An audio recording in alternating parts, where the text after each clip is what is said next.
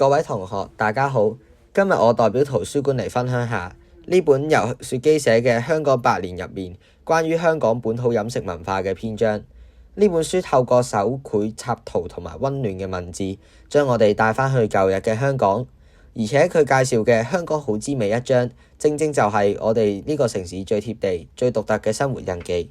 茶餐廳文化係中西交融嘅生活縮影，佢唔單止係一間普通嘅食肆，佢符合快、靚、正嘅要求。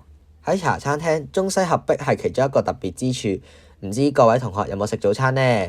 茶餐廳唔單止可以揾到中式嘅揚州炒飯、咕嚕肉、西式嘅叉燒意粉，同時亦都有港式嘅西多士、沙爹牛肉，呢種無邊界嘅融合，正正反映香港作為國際都會嘅包容性。跟住再講下搭台嘅文化啊。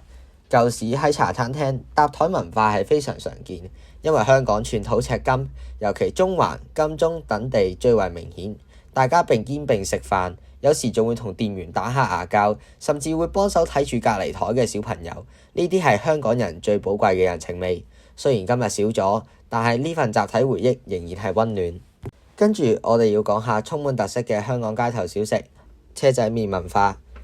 以前小販推住木頭車喺街邊擺檔賣麵，大家可以自由選擇配料、麵底同湯底，平靚正又可以自創口味，喺以前係非常之受歡迎嘅。再講下大家未必經常接觸到嘅文化，涼茶文化。香港地濕熱，因此最解毒嘅涼茶文化應運而生。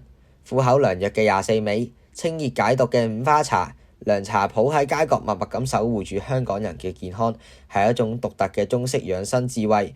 中環商業區其中深受外國人歡迎，可能有好多中文字都唔認識，但一定要識嘅一句就係唔該一杯24味啊！因此可見佢哋養成咗一個定期嘅排毒習慣。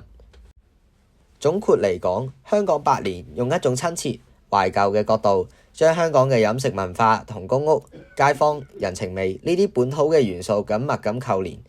佢話俾我哋知，香港嘅美食唔只係一種味道，佢更係一座充滿住人情味同獅子山精神。